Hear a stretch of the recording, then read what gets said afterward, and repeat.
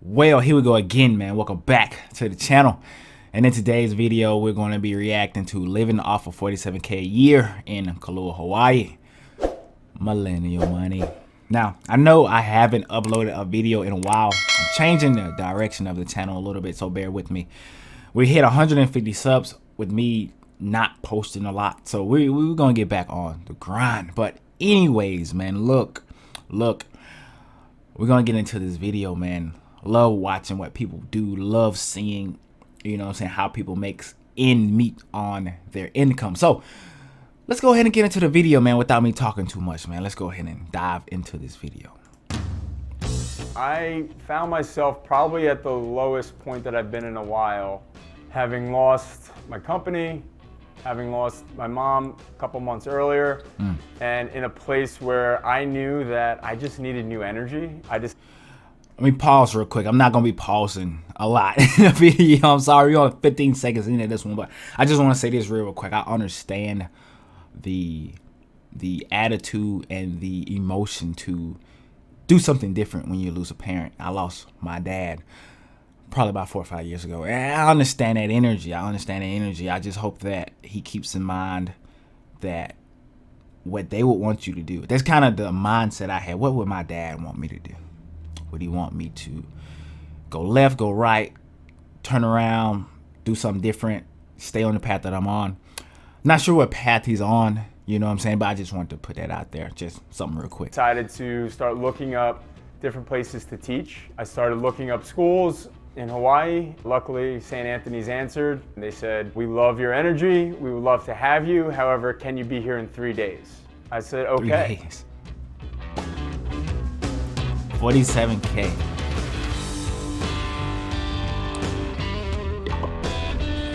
Millennial money. My name is JD Wilson. I'm 38 years old. I make $47,000 a year, and I live in Kailua, Hawaii. Mr. Wilson has to buy a class test for our third graders here. What are you gonna buy? I don't know. What do you think? After graduating high school, I went to college in Pennsylvania, East Stroudsburg University. After 5 years, I got a history degree. Wait. We gonna pause. Look, I got a history degree. From what he just did, from the body language, man, the body language that he just had, I'm pretty sure that history degree is probably not the best decision that he's made. He's probably regretting getting whatever degree that was. I mean, whatever degree that was, getting that history degree. He probably regretting it. I can just tell just by how he looked. He regretted getting a degree. And I see this picture right here. He went to the military probably shortly after that. A lot of things about getting degrees, man, what people don't know is that debt that you accumulate from getting that degree is a lot. It's a lot. No matter, you could take the community college route, but you know what I'm saying, at the end of the day, you're going to accumulate a little bit of debt if you don't have scholarships to pay for. If you don't have scholarships, you're going to have some kind of debt because somebody got to pay for it, right? Somebody got to pay for it. And I feel like in school, they do not teach you what you need to know in order to make smart decisions about going to college. I bet many people who have went to college, a lot of people who went to college, wouldn't have went if they knew. They knew what they were going to go through when they got out. Or they would have chosen a different degree. Or, you know what I'm saying, they would have decided to go to trade school instead or something like that. Because a lot of the times, man, they get out of school, they're not making enough money. And when you're not making enough money to keep up with that student loan debt that you have, on top of having regular bills, having like the light bill, the water bill, you know what I'm saying, internet, having, you know, TV, having all this stuff, at some point in time, you realize, like, was it really worth it? You know what I'm saying? I still have student loan debt to this day. I've been out of school. I haven't been out of school long. I've been out of school, let's see, since 2018. So about 3 years or so. I still got student loan debt. And I know it's on pause right now, but it's still something I got to do. So let's continue. For that, I decided to join the United States Air Force. I was deployed twice in support of Operation Iraqi. On pause one second. I wonder, did they pay for some of that schooling that he did? Let's keep going. Freedom. When people were like, how I was being deployed, I was like, I don't think I lost myself because I continued to be the person I was. I hosted a talent show in Iraq, so like that kind of shows you the vibe that I had as far as defending the country. Okay. However, I knew I wasn't meant to do that for life. I ended up knowing that I wanted to get in front of kids, and teaching was the next obvious choice. Teaching. The military paid for my next teaching cert, which was a post-baccalaureate program at Caldwell College, now Caldwell University. Go Cougars. I got my certificate, and then I was on my way to teaching. I want to say this real quick. Anybody who's interested in the military, that's a great way to pay for school. But like he said right there, it's not meant for everyone, and it's not meant for everyone long term. There's different avenues and stuff you can take in order to get your degrees and stuff paid for. That's a great way. And then he got the teaching thing paid for with that. And I want to commend him. It takes a special person to just sit in front of kids all day and teach. I'm not sure what age group he's gonna be, but I'm guessing it's the younger kids. You can just tell by these posters and stuff, these stars and the paintings and the writing and stuff. You can tell it's younger kids, man. It takes a lot of patience to do that, man. So I want to commend him on that for sure. Being able to do that, I knew how I was and the students in my class were. I was like, that's the last thing I want to do personally. But let's get into it. Let's get into it, man. Let's see what's going on here. Business idea. Okay. I was watching the dribbler who came in and he was dribbling his basketballs and he was playing his 1997 jock jams and he was talking about bullying, and I looked at him and I was like, I want to do what this guy's doing, and I want to do it on a big level, and I want to make it fun, I want to make it interactive, I want to make it about experiential learning. So from that moment on, I resigned from teaching and I started LeadU. I like that. Now I'm even more impressed. Now I'm even more impressed with what this guy's doing. Now, at some point in time, I'm pretty sure he's going to talk about his mother's passing and stuff like that, and that's going to have something to do with him going to Hawaii and stuff. But this business model right here, people who actually have the energy, have the patience, have the willingness to do this kind of work, man. A lot of people are looking for people like that to keep the kids entertained, keep them engaged. Because I'm telling you right now, as you already know, kids don't have a long attention span. I didn't have a long attention span. When you were younger, how long was your attention span really? A lot of the times what we see kids doing now is the same things we did back then. I know I'm only 25, but still though, I can say that now. I can say that I'm older. I look and I'm like, wow.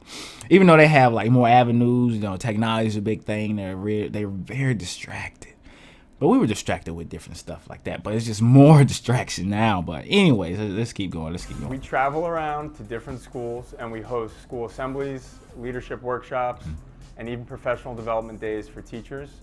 And focusing on the importance of playfulness in the classroom. Everyone usually walks away not only feeling empowered, but also identifying the person and the leader that they are on the inside. COVID. How did I know COVID would be in some kind of way? I called my family. My landlord at the time said, as long as we can get this place rented, you're good. I packed a bag. We cleared everything out of my apartment. I booked my plane ticket. Somehow they put together a COVID-friendly luau goodbye for me, like all in that 72 hours, and I rolled out.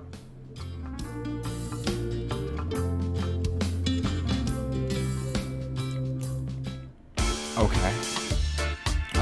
All right, this is where it's finna get a little bit spicy. Hold on, let me go ahead and see the whole budget. It is probably one of my biggest flaws and the thing I need to work on the most. So coming out to Hawaii, I had a little bit of... Wow. Okay. Let's just start from the most expensive. We just go around a circle here. Rent $1,675. Wow. Okay. Hawaii is insane. All right. Me personally, living in Alabama and stuff, only paying like $500. Alabama and Mississippi. I've lived in both, so down here, around $500 ish, average. I've seen places be as high as $600 or something. But for somebody like me, by myself, me and fiance, we about $500 right now where we staying at currently. Okay, and then food $650. I'm not gonna judge them too highly on that. It just depends on how that $650 is distributed. But if it's just him, I don't see $650.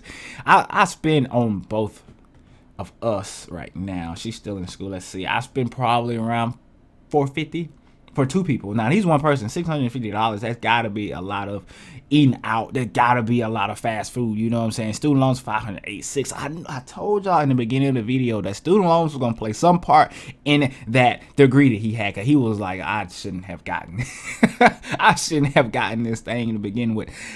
Car $194. Okay, that's not bad. Phone $130. That's actually, that might be somewhere on average. He need to be on a family plan. I'm on like a family plan, a whole lot of people, and it's not that much. He can get that down to gym, $85. Golly.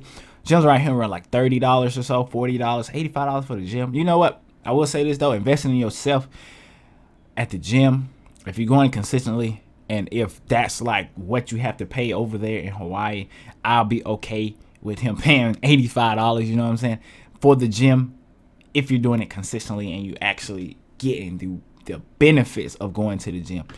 That's the thing.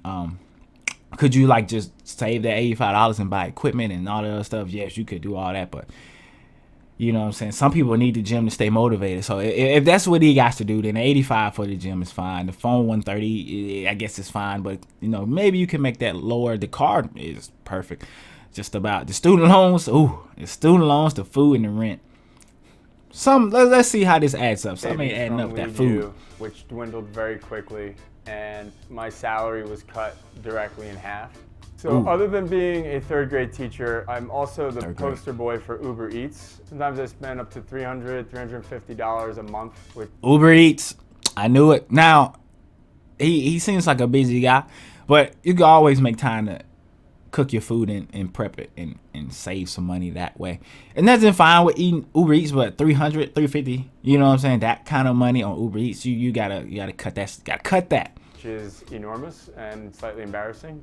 Lately it feels as though I'm really living paycheck to paycheck and then some, where I'm trying to find other things to do like video editing or LeadU virtual camps or one-on-one sessions that I can get some sort of income from to try to make it work.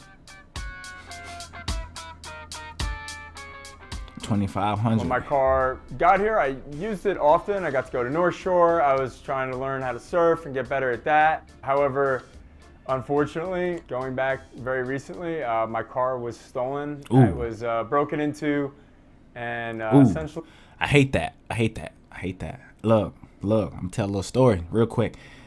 When I was in college, car got broken into. Now, it wasn't stolen. It was broken into. Radio, gone. Everything in my trunk, gone. Man, my daddy gave me some jumper cables, man, and it was gone. I was like, man, what? Man, people cruel. So I understand. I feel you, man. I feel you. I'm not going to get deep into it. Let's go. Joyrided across the island. And I'll get on the rant in a minute now. Left there in a pool of gasoline. Car insurance provider and rental car. Okay, cool. Everyone I've come in contact with has gone out of their way to make me feel a part of their ohana or feel a part of their lives. So many teachers would make meals for me and things like that. One of the key things for me, and I guess it's anytime you travel, is to always remind yourself that you are a guest. It's my place to listen a lot and try to learn as much as I can. I feel as though I do have a minimalist lifestyle happening right now. Not necessarily by design, but it's kind of something that's creeped up on me. When I look around my apartment, I sleep on an air mattress that my best friend bought when he was visiting here. I have one cup. His name is Cup. So we use Cup every day. There's something about having very simple things at home that really help me emotionally and mentally throughout the day, I'm noticing. Now, if I was somebody just walking into his apartment, I would think that he saves money. But listening to him in the Uber Eats, you know what I'm saying, thing, and that seems to be his vice. That seems to be what gets him there. The convenience of being able to just tap a couple buttons and then food is there. You know what I'm saying? I'm a guy who I love to cook. Everybody don't love to cook, but it's something that everybody can learn to do. You know what I'm saying? It seems like he has to clean that up. But just looking at his apartment, got a mini fridge. You know what I'm saying? He got an air mattress. Now look, the air mattress thing. Look, you gotta save, you know what I'm saying, some time off of Uber Eats and get you a real mattress. I'm just gonna say, because I've been on plenty of air mattresses, and it doesn't matter. You can have the most expensive. It could be $5,000 air mattress. It doesn't matter. Even though I don't even know if they make air mattresses that expensive. At the same time, all I'm saying is nothing beats a bed. A regular mattress. Nothing beats it. Nothing beats it. I don't care. A long day coming home after work. If you want to lay down for a second or so before you get back on the real grind, you need a real mattress. I'm fine with the mini fridge. I'm fine with the 1 cup. But at the mattress part, you got to get a real mattress. Ain't no way I'm sleeping on an air mattress as my daily go-to bed. But shout out to him for not spending the money and getting the bed. But I'm going to have to pull the trigger. You got to rearrange the budget a little bit on the Uber Eats and get you a real mattress. Financial lessons. So when I first came out here, I had between $10,000 and $11,000 in savings with the company. Everyone was good paid, savings. so that money was essentially left to keep the company alive or to keep myself alive, which is kind of what ended up happening with it. Out of 10K, he got 1K left. I feel just as about. though I've treated my savings as a second checking account. I wish that maybe I'd learned that at a younger age, just the importance of being mindful that savings is savings. The truth is, Wait. That looked like an expensive sandwich. Let's go back. Savings. That is an expensive. That is an expensive sandwich. That is an expensive sandwich. That's probably about $10 sandwich, bro. Look, it's one thing I learned about sandwiches in places like Subway, places like there's more places, Panera Bread or I just can't think of nothing off the top of my head, but these different sandwich places, I don't like spending my money at sandwich places anymore because I feel like I can just make those at home. Like Subway, if I do go to Subway, I'm getting something that's low calorie, protein bowl or something like that, and it's because I'm on the road and I can't find any other healthier option. That's what places like that are for. I can't find another low calorie option. You know what I'm saying? I'm big into fitness. I'm big into making your money. I'm big on keeping your mind right. Okay. So that's the only way I go to those kind of places, like to eat, because I could go get a loaf of bread and I could go get some ham, some cheese, and all that stuff put together myself, and I'd be eating for weeks. You know what I'm saying? The truth is, the biggest investment I'm making right now is in myself and in the bet that hopefully LeadU comes back. Student loans is something that I wish I had more education on heading into college. I feel as though I didn't all I'm gonna say is, I just told you, we don't got enough education on the student loans. Really understand what I was signing up for at the time. Exactly. And how much debt I was going to be in when I was going through my college experience. $70,000. Big money. Okay, see, and then the military paid off some of that, so cool. Sometimes it feels like just a number that I'm never gonna fully tackle. You'll tackle it, bro. Overwhelming at times. You'll tackle it. Now wait a minute. Now that's a huge problem. He doesn't have any retirement fund. Now I'm 25. He's older than me. I don't have as much as I would like to yet in there because I'm getting these student loans out the way first. But I'm close, and then I can go all in on my retirement, all in on my investments and stuff like that. But just watching that, you gotta have something in retirement, man. Something beyond the gray sky. My mom was diagnosed with multiple sclerosis after years of misdiagnosis. I believe it was like late 90s that this was happening.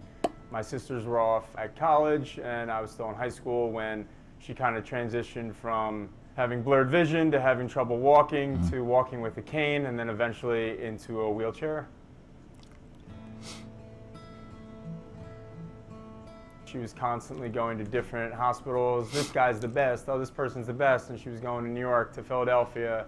Those bills started adding up, I'm sure. Not like I've ever seen them, but I know that it was extremely expensive. Oh, yeah. The cost of having to remodel a home so that it is handicap accessible, or the cost of having to find a van that is handicap accessible and making that work. We did it without any of that, and my mom was so good about it.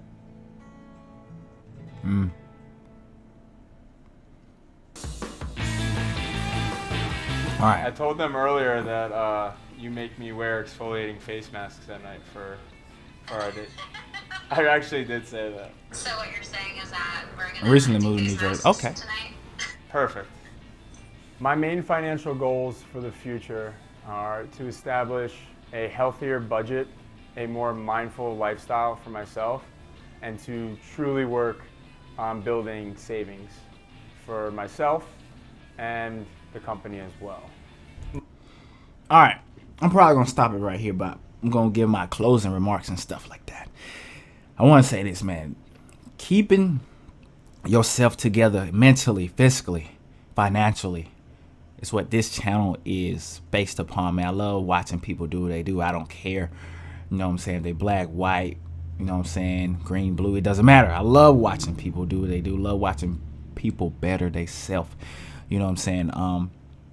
And I feel like he's gonna go in the right direction with the company now. A lot of people got hit with COVID, man. So once we start opening back up and things start going back, I think he's gonna be good. Seems like his income is gonna double. Hopefully he doesn't just take that and go to Uber Eats, but hopefully he learns, you know what I'm saying, from the situation now, from living to paycheck. Once he gets money, hopefully he saves that, you know what I'm saying, and still keep that mindset of living from paycheck to paycheck. But at the same time, he has the knowledge to save that money, but he's still living as if he doesn't have money. When you're living like you don't have money, even though you do have money, that's how you save more money, you know what I'm saying? And that can be interpreted in many different ways, but hopefully you guys get what I'm trying to say. So all in all, man, this is a very interesting one. I like this one right here, man. So shout out to him for, you know what I'm saying, starting the business stuff. I'm hoping that he gets back on his feet with the company and stuff like that. Next time when he has all that savings, don't spend all your savings. Get that student loan down, man. Get all that tackled, bro. I think he could do. I think he'll be fine. But it's probably gonna take about another year and a half or so. I don't know how different schools are doing now. If he changes his you know, it's a target school market and start doing some of these public schools that are in the South, he might be fine, because a lot of those are, you know what I'm saying, accessible. He'll be able to go into those a little bit easier than some of the public schools that are like maybe in the North and in the West side or the East side of the U.S. So it just depends. He had to change his locale a little bit. But anyways, man, thank you guys for watching the video. Subscribe if you are new, and I'll see you guys in the next reaction, man. Continue to have a great day.